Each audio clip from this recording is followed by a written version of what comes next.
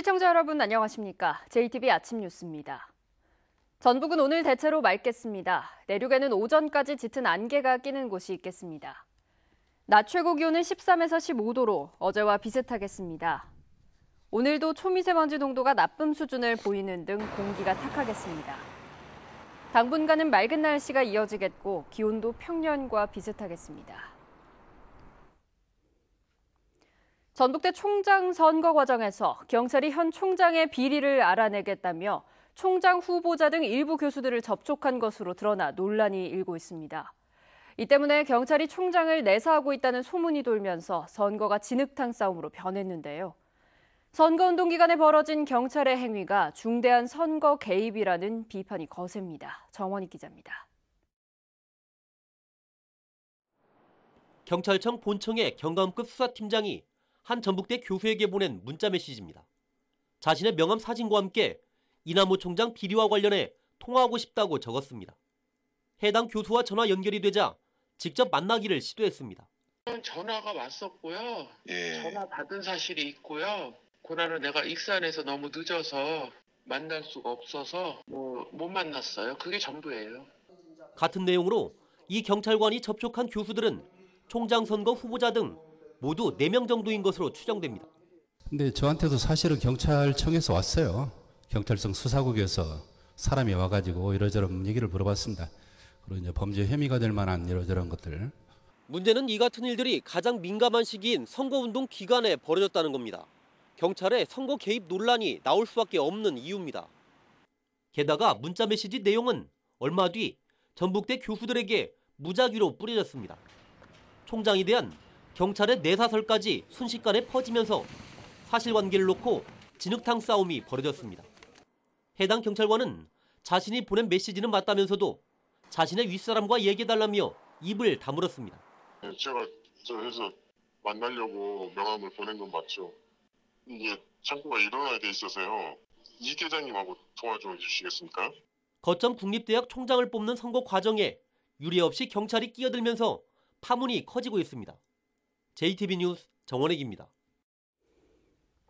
군산 지역의 부동산 경기가 최근 1년 사이에 급격히 식어가고 있습니다. 매물은 쏟아지는데 거래는 실종돼 이사마저 못하고 있습니다. 김진형 기자입니다. 군산의 한 아파트 밀집 지역입니다.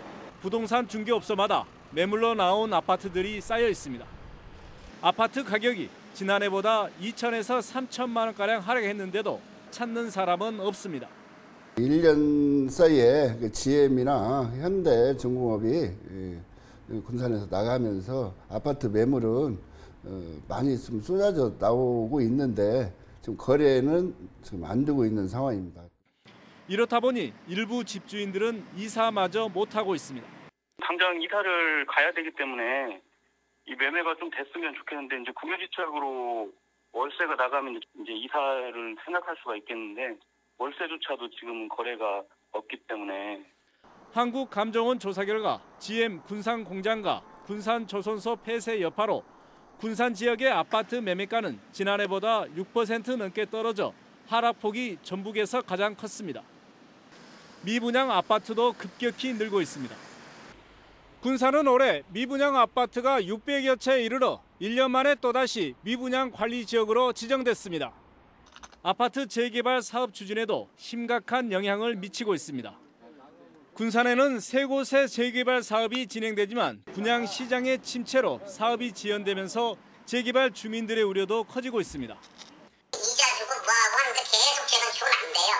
채권자가 달라고 하겠죠. 그럼 여기서 줄 수 있는 게 뭐 딴 밖에 없어요. 침체의 늪에 빠진 부동산 시장이 당분간 회복되기 어려울 전망이어서 군산 주민들의 상실감이 깊어지고 있습니다. JTB 뉴스 김진영입니다. 한국잼 군산 공장의 폐쇄로 큰 어려움을 겪고 있는 전북 자동차 산업에 또 하나의 암울한 소식이 전해지고 있습니다. 버스와 화물차를 생산하는 현대자동차 전주 공장이 생산량을 크게 줄이기로 한 건데요. 당장 협력업체들의 어려움이 커지고 있습니다. 보도에 송창용 기자입니다. 현대자동차 전주 공장이 화물차 생산량을 크게 줄이기로 결정했습니다. 시간당 생산량을 12.39대에서 8대로 30% 이상 낮추기로 한 것입니다. 생산 물량이 줄어드는 것에 맞춰 화물차 생산 라인 근로자 200여 명을 버스 생산 라인으로 옮기고 70여 명은 울산과 광주 공장으로 전환 배치하기로 했습니다. 현대차가 100명 이상을 전환 배치한 것은 이번이 처음입니다. 현대차가 생산량을 줄이기로 한 것은 판매량이 급감했기 때문입니다. 지난해와 비교해 화물차는 17.6%, 버스는 5.9% 각각 줄었습니다. 트럭 쪽은 좀 많이 좀 줄고요. 버스도 요즘은 좀 줄었어요, 양이. 현대차의 생산 감축 결정은 당장 1차 협력업체 12곳과 2, 3차 협력업체 100여 곳에 큰 타격입니다. 최저임금 인상 등으로 기업 여건이 어려워진 상황에서 납품량마저 줄어 경영 압박이 가중되고 있습니다. 상용차든 승용차든 생산량들이 많이 떨어지다 보니까 최저임금은 올라가고 생산량은 떨어지고 나가는 돈은 더 비용은 더 커지고 또 이제 투자한 회사들은 그만큼 또 투자금에 대한 압박도 있고 하다 보니까. 현대중공업 군산조선소와 한국GM 군산공장이 문을 닫은 이후 지역 경제를 지탱해온 보루 현대차 전주공장이 흔들리고 있습니다. JTB 뉴스 송창용입니다. 사실 현대차 전주공장의 생산량 감소는 어제 오늘의 일이 아닙니다. 2014년을 최고로 계속 내리막길을 걷고 있는데요. 현대차에서는 경기 불황 때문이라고 얘기하고 있지만 수입차에 비해 경쟁력이 떨어졌기 때문이라는 지적도 나오고 있습니다. 이어서 오정현 기자입니다. 현대자동차 전주 공장은 한 해 10만 대의 버스와 화물차를 생산할 수 있습니다. 하지만 실제 생산량은 이에 크게 못 미치고 또 점점 줄고 있습니다. 2014년 7만 대였던 생산량은 지난해 5만 7천 대까지 뚝 떨어졌습니다. 현대차와 협력업체 등 생산자 측에서는 경기 불황으로 인한 판매 부진이 원인이라고 얘기합니다. 올해 상반기만 해도 국내 상용차 판매량이 16% 줄었다는 겁니다. 경기가 일단 안 좋으니까 물류부터 관광 다 특히나 이게 상용차 쪽은 더 그렇죠. 경기가 민감한 업체예요. 하지만 소비자, 특히 화물차 운전자들의 얘기는 조금 다릅니다. 현대차가 다른 회사에 비해 신차 개발을 소홀히 해 운전자들에게 외면받는다는 겁니다. 다른 회사들은 개발을 차가 좋아지는지 지금 몇십 년 동안 그걸로만 팔아먹고 있는 데는. 실제로 현대차의 중대형 화물차인 메가트럭과 파워트럭은 2004년에 탄생한 모델입니다. 이런 사이 수입차는 높은 가격에도 새 모델과 연비, 승차감 등을 내세워 점유율을 2배 가까이 끌어올렸습니다. 가격 차이에 비해서 사람이 피로감이라든가 승차감이라든가 차이가 너무 많이 나요. 그리고 현대차가 갈수록 선호하는 방향이 낮아져요. 현대차는 내년에 신형 화물차를 출시하고 조만간 전기버스와 수소 전기버스를 본격 생산해 국내 시장 점유율을 높이고 수출량을 늘리겠다고 밝혔습니다. JTB 뉴스 오정현입니다. 남원의 치매 안심센터가 문을 열었습니다. 익산시가 이장과 통장들의 화합을 위해 한마음 체육대회를 개최했습니다. 주혜인 기자입니다. 남원시가 치매 상담과 조기 검진 그리고 예방교실 등을 갖춘 치매 안심센터를 열었습니다. 남원시는 보건소 부지 내에 2층 규모의 치매 안심센터를 열었다며 앞으로 치매 환자의 소득 기준에 상관없이 치료비를 확대하는 방안도 추진하기로 했습니다. 치매 안심센터 개소와 함께 치매를 미리 예방하는 프로그램, 또 치매 환자들을 잘 치유하고 치매 환자 가족이나 이웃들을 잘 돌볼 수 있는 통합관리 서비스를 해나가겠습니다. 제2회 익산 이통장 한마음 체육대회가 익산시 팔봉동 공설운동장에서 열렸습니다. 이장과 통장들은 단체 줄넘기와 공굴리기 같은 체육 행사를 통해 화합을 도모한 뒤 앞으로 익산 발전에 더 앞장서겠다고 다짐했습니다. 고창군이 서울시 마포구와 자매결연 체결식을 가졌습니다. 두 지역은 우수 농특산물 직거래 활성화를 비롯한 4개 사업에서 협력하기로 했습니다. 대한노인회 군산시 지회 노인대학 수료식이 열렸습니다. 군산의 노인대학은 지난 3월 입학식 이후 8개월 동안 건강댄스와 노래교실 등 프로그램을 통해 모두 130명의 수료생을 배출했습니다. JTB 뉴스 주혜인입니다.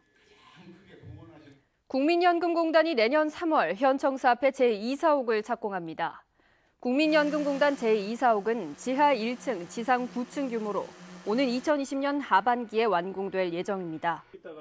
국민연금공단은 제2사옥에 사무실과 대형 회의실, 그리고 금융교육 공간 등을 마련할 계획이어서 전라북도가 추진하는 전북 금융타운과 함께 금융산업 발전에 도움이 될 전망입니다. 전라도 정도 천년을 기념해 음식점과 숙박업소를 대상으로 특례 보증이 이루어집니다. 전라북도와 전북신용보증재단은 모두 400곳을 대상으로 대출이자 3.6%포인트 가운데 2.4%포인트를 지원하기로 했습니다. 또 전북 대표 관광지 백선 반경 3km 안에 있는 업체는 신용평가 등급에 상관없이 지원합니다. 14년을 이어온 군산 철새축제가 내년부터 열리지 않을 전망입니다.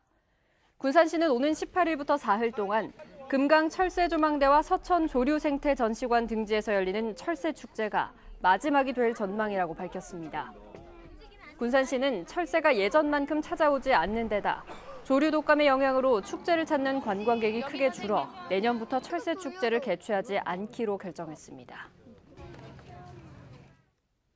전북교육청이 초등 방과후 학교의 운영 방식을 개선합니다. 전북교육청은 방과후 학교 프로그램 운영과 관련해 학교의 자율권을 보장하고 위탁 강사의 만족도와 프로그램 평가를 실시하기로 했습니다.